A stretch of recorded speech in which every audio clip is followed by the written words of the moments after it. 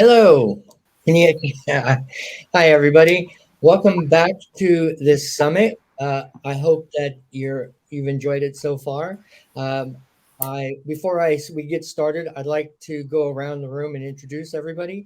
Let's start with Alex, who so graciously opened up the summit with our meditation. Yeah, hello, everybody. My name's Alex. I have a business called The Mindful Compass. I'm a wellbeing trainer, a mindfulness and compassion teacher, and a true story facilitator. Thank you very much, Helena. Hi, everyone. Thank you for having me.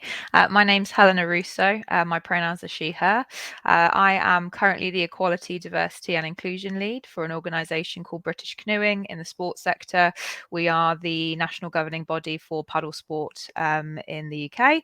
I'm really grateful to be here today in an allyship role. Thanks for having me. Thank you. And Scott. Thank you so much. Hi, everyone. I'm Scott Saleh. I use he, they pronouns. I'm a queer non-binary person. I'm dialing in from Japan, so pardon, it's almost midnight here, but really happy to be with everyone, even if it's a little sleepy smile. I'm a neurodivergent survivor of childhood trauma.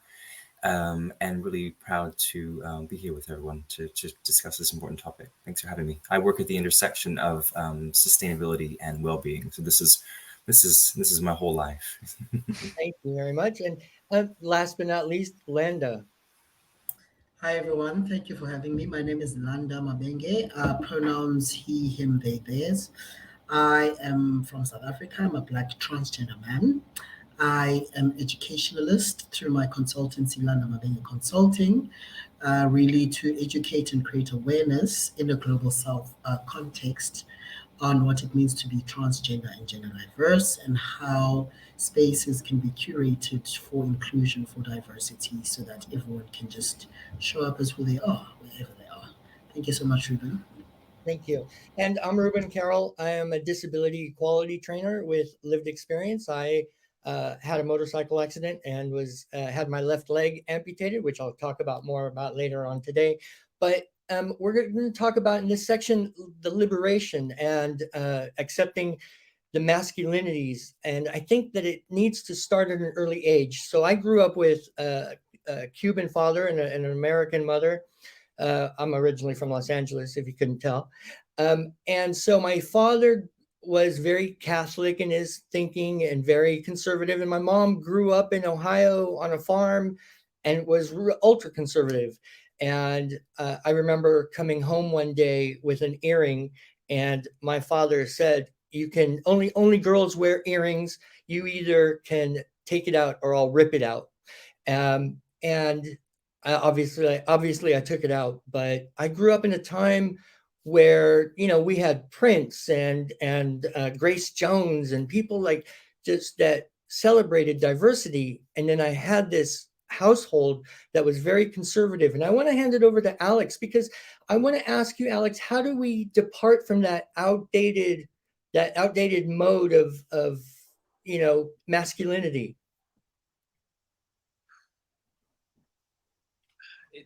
I think some of it for me is hearing stories and realizing that what you believed doesn't necessarily mean it's true. So for me, similarly to you, my dad was, I would say, very conservative, and you are brought up in by your parents and the way they see the world. I was also packed off to boarding school at the age of 8, so it's very sort of tight boundaries for what I could be as a man, as a boy, and any sort of movement from that, like you with the earring, was squashed very, very quickly. Um, I also had a fair amount of what I would call, mistreatment and bullying. So again, you're not going to stick your neck out. You're not going to be different. But people were able to do that. I remember a boy, he was 18 when I was 13 or so, and he was wearing green suits and yellow shirts and things like that. And I admired him. I looked up to him. I was like, oh, what is he doing? Why is he so confident? How does he manage to do this without someone going, you can't wear that, or something like that? So I guess it's having a few role models and just gradually over time learning those lessons that, yeah, this reality, this very narrow way of seeing the world is just a tiny part, and trying to break free. Landa, you had a very different upbringing. Can you tell me, did you have any role models? Yes, I did. But I think, like most people, they were very sort of imposed. It was not a natural gravitation. I grew up in a peri-urban area, segregated part of then was outside South Africa called the Transkei. I looked up a lot to my grandfather, my maternal uncle, because I grew up in a maternal family. But I think it was more prescriptive, it was more prescribed, and also because I was assigned female at birth, I couldn't really navigate in those spaces because those were not spaces I was supposed to move in. The script for me was clear at birth. I had to be domesticated in a certain way. I had to prepare myself to become someone's wife, someone's mother someday. So the lines were very clear. And even in having these role models per se, it was prescribed in the sense that this is what I would aspire to submit to later on in my life. So it was quite very confusing, very removed experience for me because on the one hand I'm struggling with the internal sort of development of who I am, which does not align with the script I'm being sort of socialized according to. And on the other hand, even the people that I could naturally gravitate towards had to be removed in the sense that that is what I should aspire to submit towards at a later point in my life.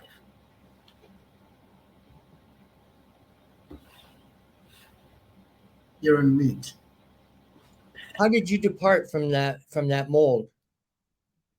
At some point, I just I lived in silos in my head, firstly, but I think at some point in my life, I had to make a determination to figure out what was going on with me, and then later on in my life, having found the language and the tools to align myself to my transgender identity and sort of align my holistic self to that, I was then able to find people that I could look up to. And I also found that even with my maternal uncle, I was then able to build a different type of relationship with him and look up to him without a script that was now narrating certain things for me. And Scott, how do you break the mold? How does anybody break the mold? I mean, it has to start early in life, I would imagine. Because I mean, with me, I saw this historic the definition of masculinity. I was raised in a house, but as soon as I became of an age where I could break free, I knew I didn't want to be like my parents. I think breaking the mold is a really important phrase because I think what our power is for those of us that identify as potentially gender expansive or gender nonconforming is that what we have is both it's a gift, it's an offering to the world of saying, have you ever considered doing things a little bit differently, or asking the question, who told you you had to act that way or embody this way or show up this way? And it can be a really challenging concept. It can be a really challenging way of believing, acting, showing up. So just in our existence, we are cracking a lot of the molds. And I mean, not to get too Japanese philosophy, but being here, there's also this idea of kintsugi. So bonding back together, you take pottery and it's broken, it's cracked, but then you lacquer it with gold. And so actually it's in the cracks that it becomes even more beautiful. You're drawing attention actually to the places where maybe it's had to break open in order to become free. At a personal level, for me, it was when I decided that my own joy was more important than the comfort of others. And oh, honestly, like when I say that, my whole body sighs, even to this day, because it's a really scary idea. It's a really scary concept to say, you know what, I'm choosing me, but in a way it's compassionate for myself, but it's also compassionate for others. Because if I do so, and if I do so with my full heart, actually I'm doing so for the liberation of everyone who I meet. But it's a lot some days, and there could be a temptation, and I'm sure some of the people on the panel might agree that you some days you kind of want to step back, because it's a lot to show up as yourself, for your community, time and time again. But that's why community is important, because when I'm tired, I can lean on friends and allies and community to get through it. And did you have any role models growing up that taught you that you can break the mold? So, I mean, I was grateful to be raised in Hawaii. And in Hawaii, in traditional culture, there is a third gender called mahu. And they were actually the most esteemed. And so I witnessed that as, they were those who were able to tend to royalty. They were seen as a blessing to a family, not, whereas, I think in some families it's, oh no, my child is queer or trans, or it's actually, oh, how fortunate are we actually to have someone like this in our family. So I witnessed that, even though that was not my lived experience, as a, hey, actually there's something beautiful. There's something beautiful in this culture. So it was looking to that. That being said, I always actually understood the phrase mahu as slander, as in it was something to avoid in not in traditional Hawaiian culture, but in sort of the modern culture that I was raised in. So there was this cultural tension of it once was beautiful, sort of pre colonialism, but then it became something that was actually seen as well, in many ways, how the queer community was regarded as, perverse, dirty, wrong, something to be cleansed or fixed. So there was, this weird cultural tension, but still, I think knowing that those roots ran deep was a role model. And there are so many incredible mahu from Hawaii that I've seen in films, and even though it's it's not my culture, I'm not a native Hawaiian, being raised amongst that, learning hula or traditional things still makes me feel like a kama'aina of the land. Yeah. Helena, what about you? What was your experience and growing up? So for me, I think very similarly to others, I'm half Italian. I was raised in a Roman Catholic setup from a very young age, and a lot of those kind of binary femininity and masculinity components were how I structured my sense of self. That was what was expected of me as a person. As Landa was saying, I'm very sure that a lot of my grandparents' age and the people that I know that are in the Italian community are still horrified at the fact that I'm unmarried with no children, have a degree, own my own home. There's a whole list of my sins that don't fit in with that element of femininity, but in the same breath, there are so many elements of masculinity that are not really lived in a way that is free and true to oneself, because of those really stringent holds that the cultural elements of how we were raised put upon us. So a conversation we had prior to kind of this is a little mini meeting, I think really sort of summarized it for me very nicely, is that in its essence, I don't think the word masculinity is a bad word. It's the components and the structures we reinforce through that often negatively impact the men and boys that we have within our lives and that we know and love, that are the negative components of what masculinity then becomes. And like Scott was saying, who told you that there's this one cookie cutter approach to being a man or being a boy, and that you must present in a certain way, you must act in a certain way, you must fulfill a certain role? Those are make-believe stories. Those are things that we tell ourselves as a society. They are not the truths that lots of us hold. And reflecting on masculinity, there are lots of things about myself as I've grown up and sort of become my own person and really learned who I am and what is important to me, that have been labeled as masculine and been used as a slight and a negative thing. And I think I'm strong-headed. I can sometimes be very assertive. Some might, denote that as aggressive.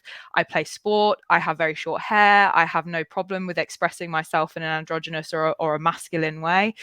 all of those things are positive. They make me a good leader. I'm empathetic. I can connect with people very well. I understand others' experiences, or try to, in that space. And that in and of itself leads me very deeply into the work that I find so important in the world. And all of those things are only positive things. They're not negative things. And that's the point I was trying to make around actually masculinity in and of itself, I don't think is a bad thing. It's not a bad word, but the structures and the impositions that we then form within that term is where we all fall down, and we all see the negative impacts on the men and boys in our lives. So yes, and as an ally, I feel I have a real responsibility to support and provide space for people to be able to crack those molds and to really lean into who they really are.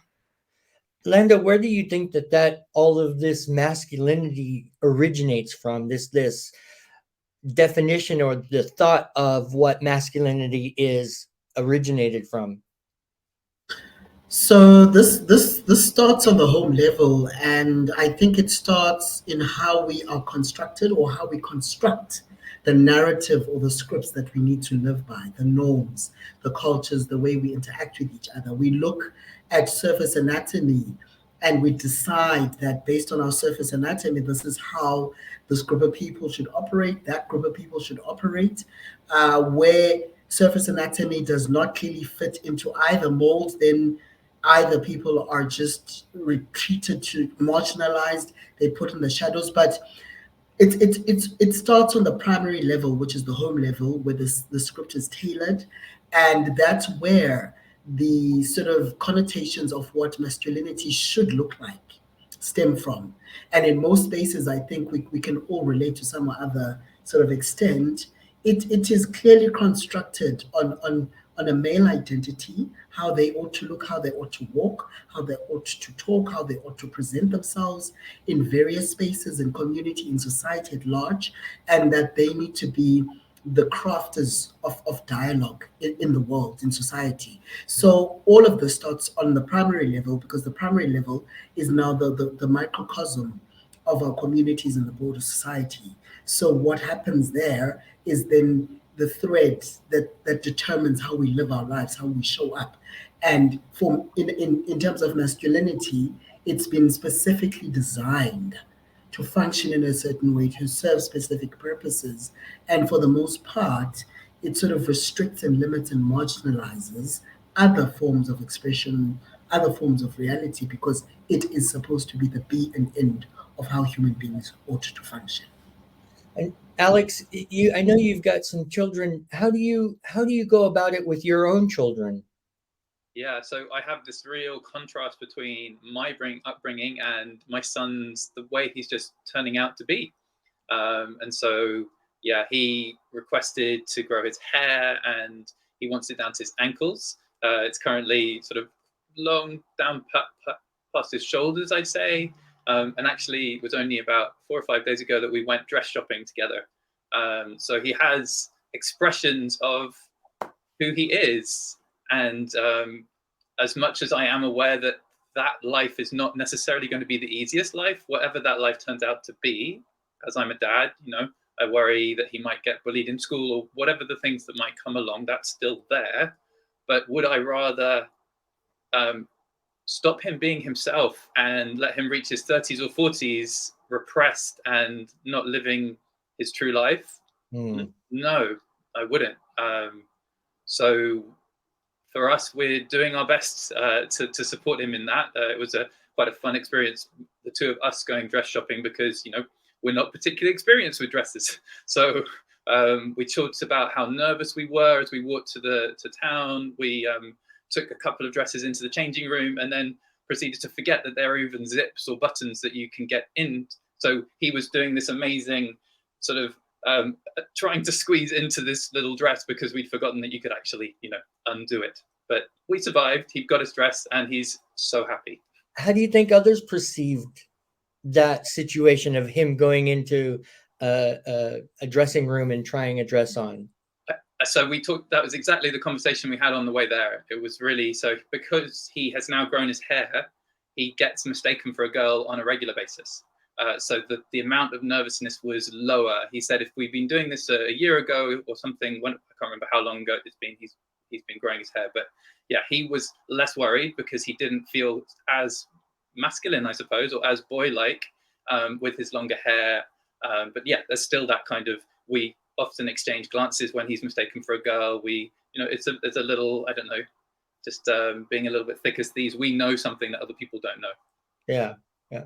Can I just say, I'm so sorry, Scott, to interrupt you there. I'm sorry, Ruben. I just want to say, as somebody who was brought up being told that boys who wear dresses will be gay, I just want to commend you on your parenting there, the emotional intelligence that you've shown your boy, and that the safety he will always feel in that space with you. I just think that's commendable. And it breaks my heart where like the worst possible thing that we could think of if a young boy decides to express himself by wearing a dress, and what that might mean for him in the future is that he might be gay. Like, that's the worst possible scenario we could think of.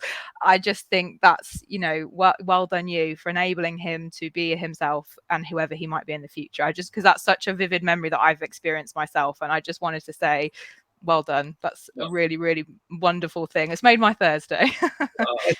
Thank you. And it's actually thanks to everybody here today and all the people that I am learning from on LinkedIn and all around the world who are giving me some new guidelines, right? Giving me some new learnings which allow me to be just a little bit more confident in trying to do this way.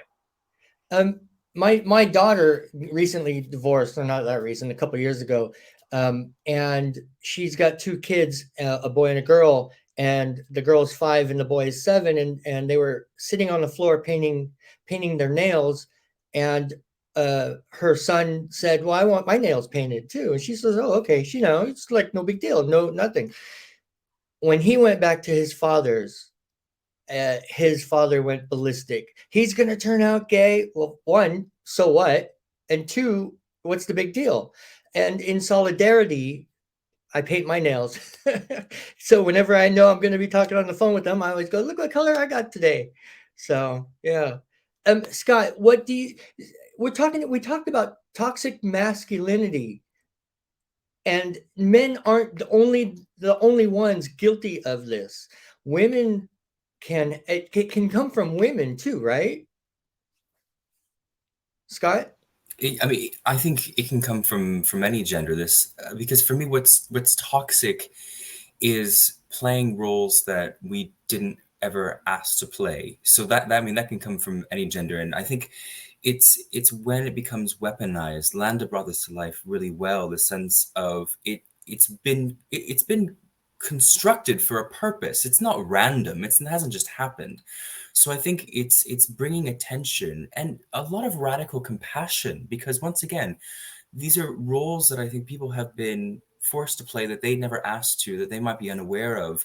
And so I think when we bring radical compassion to things like toxic masculinity, whatever gender is expressing that, we can actually start to appreciate with, okay, well, this individual didn't ask to play this role, but what can I do to just maybe nudge that in a different way, or help open a window, or help gently show them a new path. So I'm not sure if that answers the question, but whenever I see toxic, yes, it's toxic. It's deep rooted, and it's going to take systemic change for that to actually be different. But it is like I said before, it is the gift that we offer when we show up authentically as ourselves. And the title is Authentic Masculinity. And when I was reflecting on that, it's more a question of, in order to access my masculinity, I actually had to first fully accept my femininity, because I was told for so long that was something to be eradicated. So that was the toxicity that I experienced, was you cannot dress a certain way, you cannot speak a certain way. Also, I was not allowed to talk with my hands. I was told that I had to sit on my hands until I learned not to speak with them. Why? And so it is, is these small things of saying, be less, do less, don't do that, because you will not be safe in the world. And that's why I think so many of us got so emotional with Alex's share, because you are a gift to the world in the way that you're doing it, not just to your son, but but to all. Because I think as a child, being told There's nothing wrong with you. You are exactly as you're meant to be. And I allow you the space and freedom to explore that. That's how we remove the toxicity from our relationship with any gender that we wish to explore. Is you're allowed to explore and express and figure it out and change. And I think removing the rigidity will actually remove a lot of that toxicity, because it will no longer feel like something that we're stuck in. It's something that we move through. It's something that we have a more fluid relationship with. So that for me is how I would frame accessing masculinity, is first really accepting my femininity is beautiful. It's part of me. I cherish it. It doesn't mean my sexuality is any one thing or not. My gender expression is what it is, and it will, potentially change again. But right now I'm living through that fluidity of it, and finally allowing myself to actually, wrap my arms around something that was really wounded for so long, because it was told there's something wrong with you and you need to hide. And so now I think showing that to the world, and embracing that and loving it, is how we heal. We take the shadow and we bring light to it, and we say, you know what, there's absolutely nothing wrong with you. And that's the only message really that I want to share, is that, we are all so enough. We're all so worthy of love. And I think that's the healing that we can offer one another. And Landon, the toxicity that you experienced, was it both from male and female community members or family members? Yes, definitely. It was from a diverse sort of community members. It was like Scott said, it was at the time I could not quantify it into words, but recognizing that I myself was sort of grappling with a lot of feelings of unbecoming and questioning and trying to figure out. So it was really a projection of learned sort of social indoctrinations. It was a reflection or a projection of a known that is tied to how life ought to be lived. And so in many spaces that toxicity would be sort of expressed as, you need to stop thinking that you're a man, or you're not going to be a man. And this was at a point where I hadn't even found the language of trans or gender diverse at that time. I was still sort of living as a very sort of masculine lesbian at the time. And so the comments would be like, you will never be a man, you're fooling yourself. And in a climate or a country where there are high gender-based violence rates, especially corrective rape and things like that, it was quite a critical and scary time in my life. But I think I had to journey with myself first fully, holistically, and find space for myself within myself, and try and sort of synthesize what I felt and knew to be me, and then try and bring others on board who I found to be safe communities. Because I also believe we don't just have one community. We have our friends, we have our families, we have our peers, we have our colleagues. We've got different people that we can leverage on as we try and navigate the uncertainty and the newness of moving outside what you've been burdened with all of your life. And so for me, I had to zone into myself first. And perhaps I can just take the question from Dylan, if that's okay with you, and just respond to that, because it ties with this in terms of how I describe my journey into manhood. I had to unlearn a lot. I had to peel back the layers of what I'd been taught.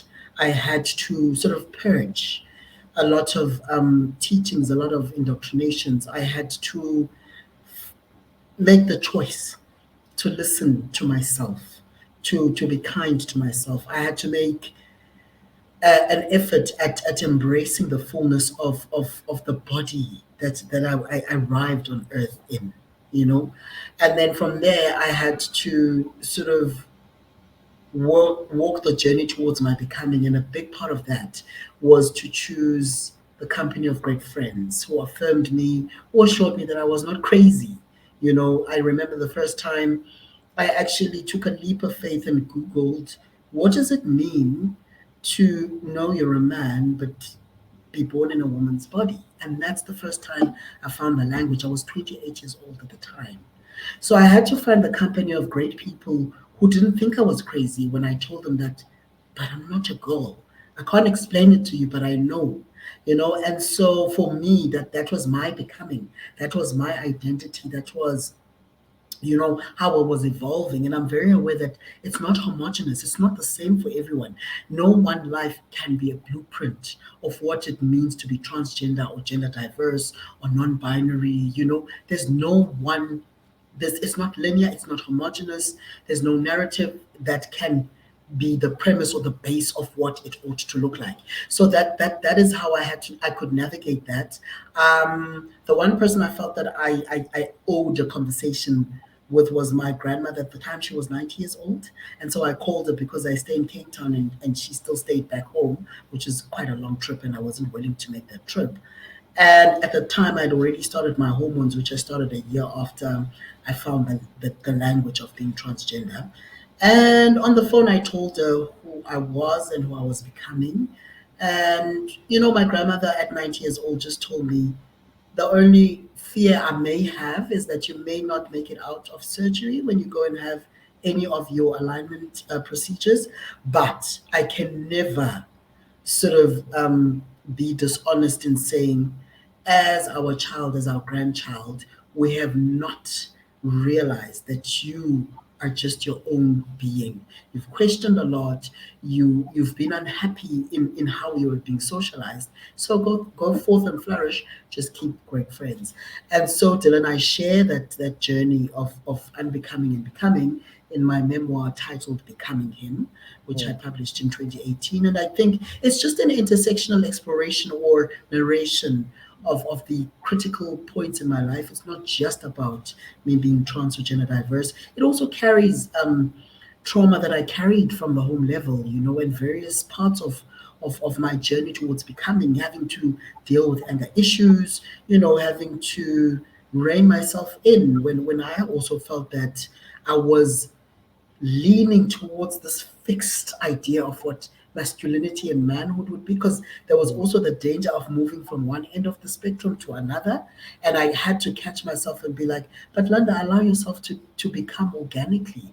And I think at this age, which I'm 41 now, I can fully appreciate it. And like Scott said, right now, this is who I am, this is where I am. And I'm loving it, all parts of it, all intersectional elements to who I am, and I try and live that fully every day. That's great. That's great. Helena, who did you find the most adversity from, and who did you have the most support from? I mean, was it? Did you notice that men were against and women, or did it matter, or was it family members, or? It's interesting. At different stages of my life, I think there has been some people who have changed their minds. There have been some people who have been continuals. There have been people who have fluctuated and maybe questioned. And, I love the way, Landa, that you talk about yourself in that you are a journey of becoming.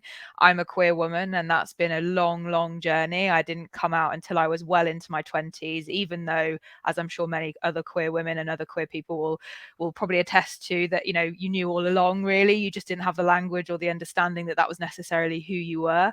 And so I certainly experienced adversity from family members. There have been moments where you kind of question how people that have been so involved in your life could possibly be so rigid in the way that they think about you, and be so horrified in the way that you suddenly become understand and become to understand yourself. And referencing back to this element of toxicity, I think, listening to all of the panelists, I think one of the biggest things that fuels this toxic masculinity element that we talk about so often now in this kind of pop culture way is fear.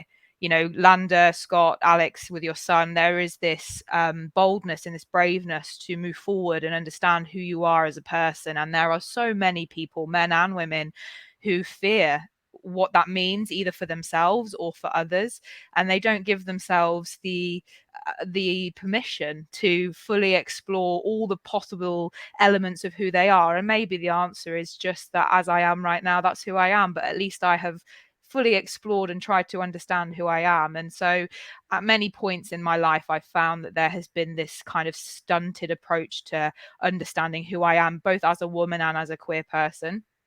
And so it has taken me a long time. And, you know, my mother is somebody who has always been a champion of everything that you know, she's that biggest cheerleader. She's always been somebody that's fully embraced me for who I am and would always be that person that I would go to ask the question. But, you know, conversely, my father has taken longer on that journey, and there are still elements of who he is that, as one of my first earliest male role models, he still has a way to go on that journey. And, you know, referencing your point, Scott, you know, opening that window or allowing them to view you for who you are, and then hopefully allow them to truly understand their own journey. I think that's, you know, something that is a pleasure, and hopefully in time that will be something that he continues as we, you know, move forward with our relationship. But, you know, I have friends who, you know, have always been there to you know, check you sometimes, because as you said, Landon, you know, sometimes we do need checking in the space, and you know, making sure that you're being true to who you feel that you are. And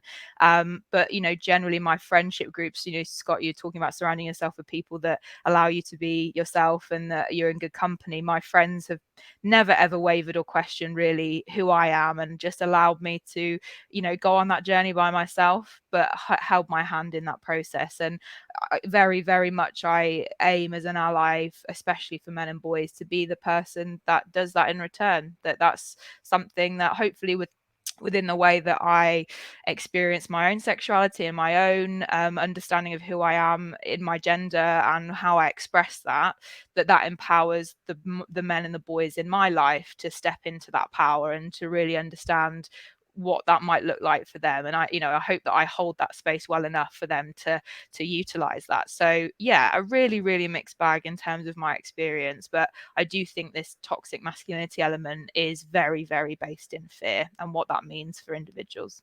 I feel that my masculinity was questioned quite a bit from, well, a lot, mostly from my parents, but I got questioned throughout history, my history. I spent my teens in the 80s, and they were great times. Like I mentioned at the beginning, you know, we had Prince and we had David Bowie and we had Grace Jones, and we had these role models. And then I was in my second marriage and had a motorcycle accident, and it was a grave diagnosis. They gave me a 5% chance of survival. And as they were going through explaining all of my injuries, the only thing that my father could ask the doctor was, can he still have kids? Does his genitalia still work? I'm sorry, but I've only got a 5% chance of living, and he's worried about my genitalia and is it going to work, and not about my survival. What kind of role models can we have today? Because I mean, you know, I'm so glad that I left the States, because I was surrounded by a lot of people that I felt were toxic. But what kind of role models do you see, or do you think that we need at the currently, Alex? Sorry, I just had a bang right behind me as you said that sentence. Can you just say it again? What kind of role models do you think that we need, or can we have? I mean, it's funny that we're talking about this subject in the 21st century. I would think the 21st century is supposed to be so advanced and so, you know, why are we still talking about masculinity? What kind of role models do we have today? We had them in the 80s, and then it seems to have disappeared. Who do you think that we can look up to for good, positive role models?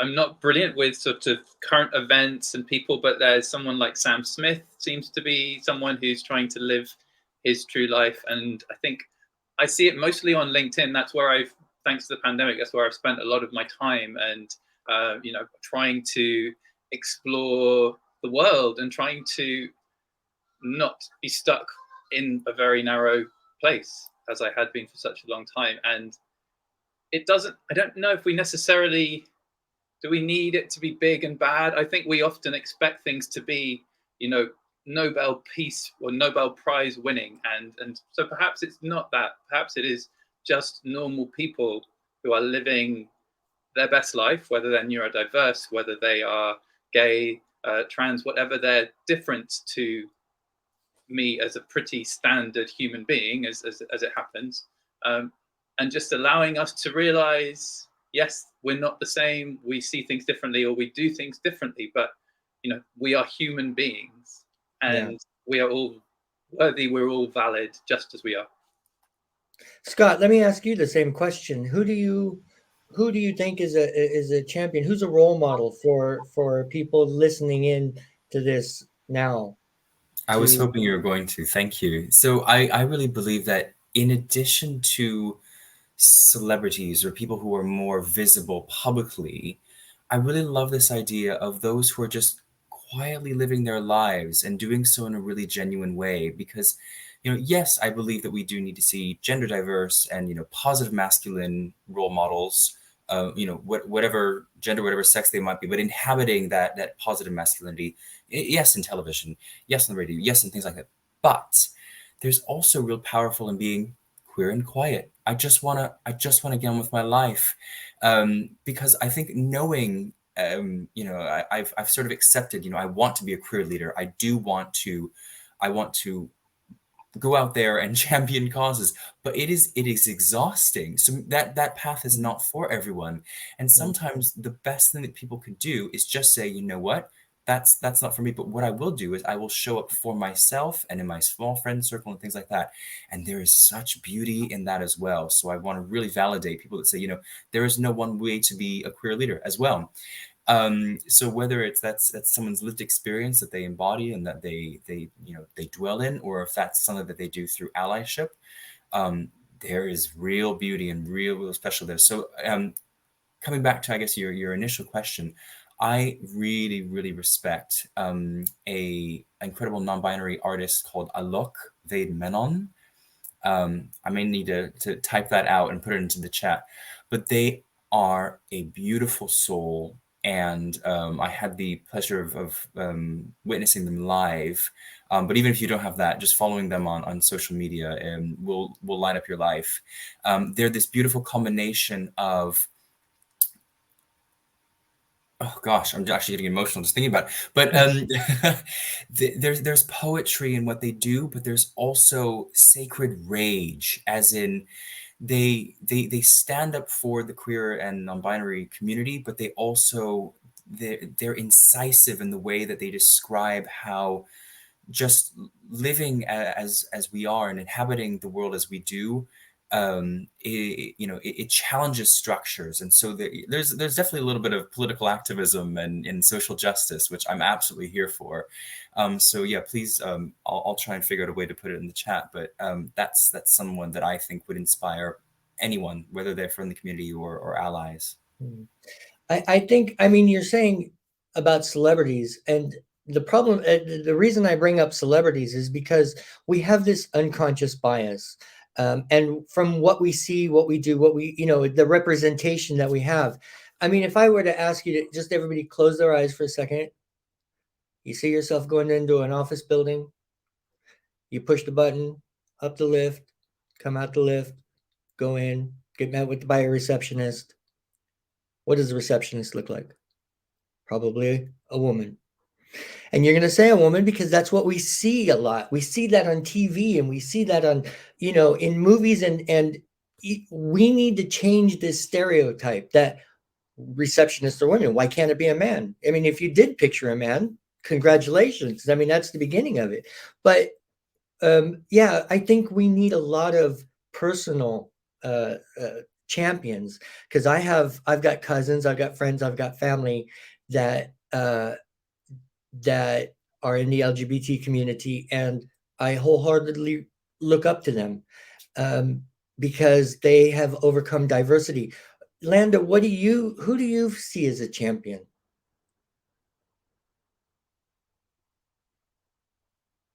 Sorry, I lost my mute button there for a while. So I think I kind of like what Scott said, right? We shouldn't always fixate on the broader public domain, which is great and is necessary. But I think within the space where we are right now, I think everyone who's shown up in the space, for me, is a champion in terms of people I look up to, people who don't necessarily have to share their lived narratives and how they've negotiated access and how they've had to, reconfigure their lives outside of the binary or what they were told they should live as. I think that's very commendable. Or parents like Alex who chooses, who becomes intentional about saying, now that I know better, I'm going to do better by my child, however my child's path looks like. So I think this space, this conference, this panel, and every other panel that has happened today, those are the role models for me. Those are the people that I aspire to sort of look towards and draw, inspiration from, to say, you may not make the front page of the New York Times or whatever, but you show up in every space that you're invited into, and you show up as you. And I think, for me, those are the people I choose to look up to. But if I did have to choose, or to speak to one person, it would definitely, for me, be Miss Major Griffin Gracie. They are a trans woman, activist and community leader, work a lot with transgender persons of color, especially those who are unfairly or illegally incarcerated in the United States. And that again speaks to the intersectionality of how they're just not looking at one element of this community, but also the race element, and the fact that people cannot move or exist freely based on their race or the color of their skin. And for me, that's very commendable that a transgender woman who's in their 80s now, I believe, is still doing that commendable work. And so, yeah, I think we should not discount the value and the beauty and the importance of all of us in this space, who choose to share our experiences, who choose to show up, to do the work, to find the language, to reconfigure the playing field as people that we could all look up to, and sort of leverage on as we become human beings who are choosing an authentic way of doing life. That was really well said. Helena, how do you, as an ally, champion and advocate the change for the definition of to change this definition of masculinity, to be able to treat people with respect and dignity and be themselves? I think it's one of those things, again, that in the same way that you might commit to your activism and what you feel is value to you as in the work that you might do. So obviously I'm an equality, diversity, inclusion lead. It's a topic that's very close to me and my experience. Allyship is exactly the same. We talk very often, especially in the sports sector, about inclusion being an everyday action. It's something we do. It's not something that we do once and we never do again. And I think in the very same way, allyship exists in that same space. Allyship does require you to sit with discomfort. It requires you to understand an experience that may not be your own, and it requires you to have a very great deal of empathy for those that, especially that don't have your lived experience. And so I think, yeah, there's a requirement of commitment of being an ally, and one that I take very seriously in all scopes of allyship that I hold. But also, I think it's recognizing that sometimes we're poor allies. Sometimes we fall down, and that's part of the job in a way. It's part of the learning process that all of us are committed to as allies. There are experiences that, if in the context of masculinity, I don't identify as a man, and that's not something that I will always understand, and it's not something that I live through day in, day out. But what I can do is provide space for my own learning, and provide space for those that are men and are boys to come into that space, and to use that to draw strength from, to be challenged in, to have an opportunity to express their truth, and through that, hopefully, be in a space where they can, move in the world in a more authentic way. So it's a lifelong commitment to that learning and that journey. And I don't think there's any one way to be an ally. I don't think there's any, there's anything in the same way there's no way to be a right or wrong, to be a man or a boy. Allyship shows up in many, many different forms. And sometimes, as you were saying, Scott, sometimes it is about that quiet activism. It's that quiet allyship where you might support someone monetarily, you might support someone in the work that you do quietly behind the scenes. Sometimes it is about being vocal. It's about standing up in the middle of your office and telling somebody that actually we don't speak to people like that here, and you owe somebody a great level of respect. And there are various ways to exist within that spectrum. So yeah, it's a vast and open space being an ally. I feel that my biggest ally is my wife, my current wife, my last wife, I should say, my third, because she lets me be me. She lets me, I cook, I sew, I paint my nails, I wear eyeliner sometimes, and she doesn't care. She supports me no matter what. Alex, what is going to be your definition, or what is your definition of masculinity not being a negative thing? How can it be a positive thing? What is the new definition? Because we've always gone by traditional, definition of what masculinity is. What does the new definition look like?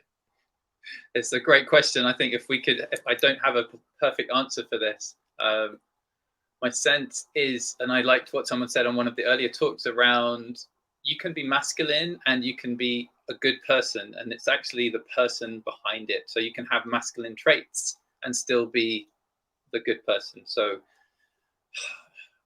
my sense is that it's just a label, and if we keep trying to define it, we're just it's always going to exclude somebody, and that's maybe not helpful. So perhaps we understand that people will want to define it and people will want to say this is what it is, but actually there's always going to be much more than that. And Scott, how can we move forward and celebrate and continue this conversation amongst our peers? How can we move it forward? I think what we can do is we can continue to offer people that expansiveness. So I think, even, some of the things you indicated, whether it's cleaning, sewing, painting your nails, putting on eyeliner, when you said that, I was smiling because I was like, yeah, I mean, for me, all of those are, of course you should be able to do that. Of course, people with any body should be able to do that, no matter what gender they identify with, no matter what sex they were assigned with. Like, those are things that can bring a little bit of joy. And don't we deserve these little pieces of joy in this, in this world that can be really challenging? So I think where we need to take the conversation is just telling people, do we not as humans deserve the opportunity to live as we are? And I think that's really, where I bring the conversation to, especially with people who are difficult or challenging, or say, yeah, well, you just, no, I mean, or people who are not allies, basically the opposition, as it were. And as much as I want to approach that with the same radical compassion, sometimes you have to say, like, you might not understand it, and you don't need to understand it. You don't. You just need to accept it, because the challenge that I have back to them is, do you not agree that every human deserves to live as they are, to love who they love, to inhabit this world in this body in a way that makes them feel free and good? And it can remove a lot of the stigma and the challenge around that. And so the conversation is really that. It's, we all deserve these little pieces of joy to sprinkle throughout our lives, whether that's what we do to our face, our nails, our bodies, or, the clothes we inhabit. And I still use this phrase a lot. Clothes don't have gender. Like, if you want to inhabit something, Alex, I still remember the first time I put a dress on. It was a joyful and yet terrifying experience, because for me, it was not safe. So the fact that you provided safety is just an incredible, so I think that's something that we can do, is also is by inhabiting things like that, and actually allowing ourselves to welcome these practices into our lives. We're also showing other people, this is safe, this is okay. And so it's both it's a conversation that we have in terms of active allyship, but then it's also it's the becoming that Landa mentioned as well. You got to embody it. We can talk about it, but it's also just the doing that's going to start to ripple outwards. But don't you feel that I don't want to bring politics into that, but into this, but don't you think that society in some way is being more divided, where the people who are kind of on the fence either go, yeah, you're right, I should treat everybody human, treat everybody as an individual, but then some of these people are going, well, a man should be a man, and a man shouldn't cry, or a man shouldn't do this, or can or should do this. How do you approach that? And I mean, I want to gently pull those people back and show them the light that look, don't we have the right to be treated as individuals? So how can we do that? And I really feel that I mean, I as well, I'm tempted, and I want to rush in. I'm I'm kind of I'm a fixer. it comes I see those smiles from the panelists. It's sort of like I want to fix it because I want those individuals to feel the same way that I want to feel. I want, I want this for all humans. And so there is a tendency, like you described, to go in and be like, no, but come on, like come to the unity. But I've realized, and it's not something that I've fully come to terms with, but I still realize that we can't pull people in the direction. We can only attract, and it's challenging to have to accept that, because I do want to save, and I do want to help, and I do want to have this active role, and no, come on, no, like come, but all that we can do is lead with our hearts open, even on the most challenging days. And I do feel that, just gently we'll start to melt away at that carapace, at that armoring that's surrounding them. Because I think if we keep that invitation open, and gosh, it's hard some days when, those same individuals are criticizing you and hating you and telling you that, you're wrong and there's something you shouldn't exist. Whew. But if we can keep that invitation open, I have to believe, I have to choose hope. That's the way forward for us, is that, either gently or suddenly one day it'll be like, you know what, actually, can I come sit with you? Yes, you can. You're welcome here. Because that's all I want for any human, to be accepted, to be welcomed. Me too. I wish that.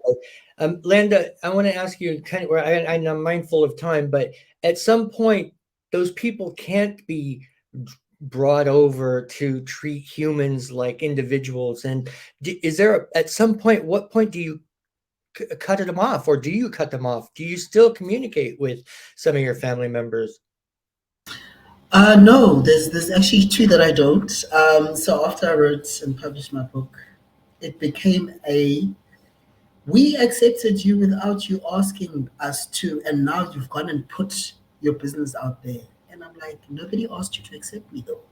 So I had to make that call and said, the fact that you seem to think that I'm looking for your acceptance, that's where the problem lies. And so I am allowing you your time with yourself outside of my vortex. And maybe someday in the future, we may re-link up again, maybe not. And that's how life goes, right? So we can't, like Scott says, we can't force people to journey in a certain direction, firstly. Secondly, we all come with different belief systems, right? We all come with different ways of doing life. Some of us seek to gravitate towards our authentic selves. Others are very comfortable with how life has been happening to them and for them.